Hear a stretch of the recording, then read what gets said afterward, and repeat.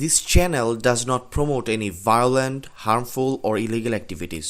All content provided by this channel is meant for an educational purpose only. 2026 সালের গণভোট পরবর্তী রাজনীতিতে এখন উত্তাল পরিস্থিতি।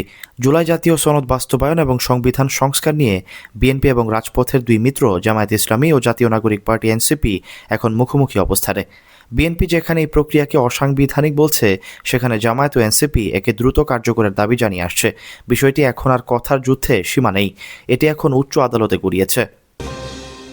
সুপ্রিম কোর্টের আইনজীবী চৌধুরী মোহাম্মদ রেদওয়ানি খুদা 23 ফেব্রুয়ারি জুলাই জাতীয় সনদ সংবিধান সংস্কার বাস্তবায়ন আদেশ এবং গণভোট অধ্যাদেশের 3 ধারা ও তফসিলের বৈধতা চ্যালেঞ্জ করে একটি রিট করেন। গত সপ্তাহে জুলাই জাতীয় সনদ সংবিধান সংস্কার বাস্তবায়ন আদেশ এবং এর আলোকে সংবিধান সংস্কার পরিষদ সদস্যের শপথের জন্য 16 ফেব্রুয়ারি দেওয়া চিঠির বৈধতা চ্যালেঞ্জ করে সুপ্রিম কোর্টের আইনজীবী গাজী মোহাম্মদ মাহবুব আলম অপর একটি রিট করেন। রেদওয়ানি খুদার করা রিট আবেদনে বলা হয়, জুলাই জাতীয় সনদ বাস্তবায়ন আদেশ এবং গণভোট অধ্যাদেশের 3 ধারা ও তফসিল সংবিধানের সঙ্গে সাংঘর্ষিক হওয়ায় কেন আইনগত কর্তৃত্ব বহির্ভূত ঘোষণা করা হবে না এই বিষয়ে রুলের প্রার্থনা করা হয়েছে। রুল হলে তা বিচারাধীন অবস্থায় গণভোট অধ্যাদেশের 3 ধারা ও তফসিলের কার্যক্রম থেকে বিরত থাকতে অন্তর্বর্তীকালীন নির্দেশনা চাওয়া হয়েছে রিটে। মাহবুব আলমের রিটে বলা হয়, জুলাই জাতীয় সনদ সংবিধান সংস্কার বাস্তবায়ন আদেশ এবং এর আলোকে সংবিধান সংস্কার পরিষদের সদস্য হিসেবে শপথের জন্য 16 ফেব্রুয়ারির চিঠি সংবিধানের সঙ্গে সাংঘর্ষিক হওয়ায় কেন বাতিল ঘোষণা করা হবে না এ বিষয়ে রুল চাওয়া হয়েছে। রুল হলে তা বিচারাধীন অবস্থায় জুলাই জাতীয় সনদ বাস্তবায়ন আদেশ এবং এর আলোকে সংবিধান সংস্কার পরিষদের সদস্যের শপথ 16 ফেব্রুয়ারির চিঠির কার্যক্রম থেকে বিরত থাকতে নির্দেশনা চাওয়া হয়েছে। জনস্বার্থে করা পৃথক দুটি রিট আবেদনের পরিপ্রেক্ষিতে বিচারপতি রাজিক আল জলিল ও বিচারপতি মোহাম্মদ আনোয়ারুল ইসলামের সমন্বয়ে গঠিত হাইকোর্ট বেঞ্চ মঙ্গলবার 4টি রুল জারি করেন। আগামী 4 সপ্তাহের মধ্যে সংশ্লিষ্টদের রুলে জবাব দিতে বলা হয়েছে। মূল গ্রাউন্ড ছিল যে রাষ্ট্রপতি যে অধিকার বলে অর্ডিন্যান্সটা করেছে গণভোটের, সেটা হচ্ছে আমাদের সংবিধানের 93 অনুচ্ছেদে। সেখানে আছে রাষ্ট্রপতি এমন কোনো অর্ডিন্যান্স করতে পারবে না যে বিষয়বস্তু আমাদের সংবিধানে নাই। আমাদের বর্তমান সংবিধানে গণভোটের কোনো বিধান নাই। আর আরেকটা আমরা যে মৌলিক যে বেসিক রিজনটা বলেছি, কোর্ট প্রাইমা ফেসি কনসিডার করেছে যে 1972 সালের পর থেকে, সংবিধান গৃহীত হওয়ার পর থেকে প্রেসিডেন্ট অর্ডার বলে কোনো কিছু আমাদের রাষ্ট্রের সাংবিধানিক কাঠামোতে নেই। কাজে দুটি কেন ইলিগাল হবে না এই মর্মে রুল দিয়েছে এবং এই দুইটি বিষয় এখন সর্বোচ্চ আদালতে বিচারাধীন। সুপ্রিম কোর্টের সিনিয়র আইনজীবী সৈয়দ মামুন মাহবুব আরও বলেন, সংবিধানের 106 ধারায় শপথ নিয়েছেন ডক্টর মোহাম্মদ ইউনূসের নেতৃত্বাধীন অন্তর্বর্তীকালীন সরকার। সংবিধানে গণভোটের কোনো বিধান নেই, ক্ষমতার জোরেই গণভোট করা হয়েছে।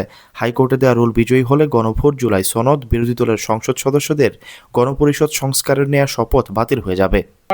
অধ্যাদেশটার উপরে রুল হলে, যদি আমরা রুলে ইনশাল্লাহ বিজয়ী হই, তখন তো শপথ টপথ সবই বাতিল হয়ে যাবে।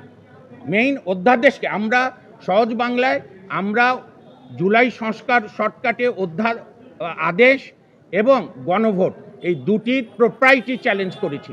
এই দুইটি সংবিধানের সঙ্গে সাংঘর্ষিক, কারণ বিগত সরকার 106 অনুচ্ছেদে সুপ্রিম কোর্টের অ্যাডভাইস নিয়ে 8ই আগস্ট তারা সাংবিধানিকভাবে ওথ নিয়েছে। সো বাংলাদেশ সবসময় সাংবিধানিক শাসনের মধ্যে ছিল। এতে সংক্ষুব্ধ হয়েছে জামায়াত ইসলামী ও জাতীয় নাগরিক পার্টি এনসিপি। জাতীয় নাগরিক পার্টির আহ্বায়ক এবং সংসদ সদস্য নাহিদ ইসলাম বলেছেন, গণভোটের বৈধতাকে আদালতে নিয়ে প্রশ্নবিদ্ধ করার পায়তারা চলছে। যদি পূর্ণ সংবিধানের কথা বলা হয়, তাহলে শেখ হাসিনাকেই এখন প্রধানমন্ত্রী হিসেবে মেনে নিতে হবে। মঙ্গলবার কুমিল্লার মোগলটুলিতে দলটির কুমিল্লা বিভাগীয় ইফতার মাহফিলে প্রধান অতিথির বক্তব্যে তিনি এসব কথা বলেন। গণঅভ্যুত্থানের হাজারো মানুষের রক্তের মধ্য দিয়ে আজকের প্রধান বিচারপতিগণ বসেছেন। ফলে এই গণ অভ্যুত্থানে কিন্তু এখনকার আদালত, এখনকার এই নির্বাচন এবং সরকার সবকিছুর বৈধতা যদি সংবিধানের দোহাই দেওয়া হয়, সংবিধান হিসেবে ইন্টারিম গভর্নমেন্টও হয় নাই, নির্বাচনও হয় নাই, তারেক রহমানের সরকারও তৈরি হয় নাই। যদি পুরানো সংবিধানের কথা বলা হয়, তাহলে ফ্যাসিস্ট হাসিনাকেই এখনকার প্রধানমন্ত্রী হিসেবে মেনে নিতে হবে। রাজনৈতিক বিশ্লেষকদের মতে এই বিরোধ কেবল সংবিধান নিয়ে নয়, বরং আগামী দিনের ক্ষমতার ভারসাম্য নিয়েও। বিএনপির দ্বিকক্ষ বিশিষ্ট সংসদ এবং প্রধানমন্ত্রীর ক্ষমতার সীমাবদ্ধতা নিয়ে কিছুটা নমনীয় হলেও সনদে থাকা 84টি প্রস্তাবের সবগুলোতে একমত নয়। তারই ধারাবাহিকতায় হাইকোর্টের রুল এবং দলগুলোর এই অনড় অবস্থান বাংলাদেশকে নতুন কোনো সাংবিধানিক সংকটের দিকে নিয়ে যাচ্ছে কিনা, সেটাই এখন দেখার বিষয়। Syed Sakib, BNN news 24।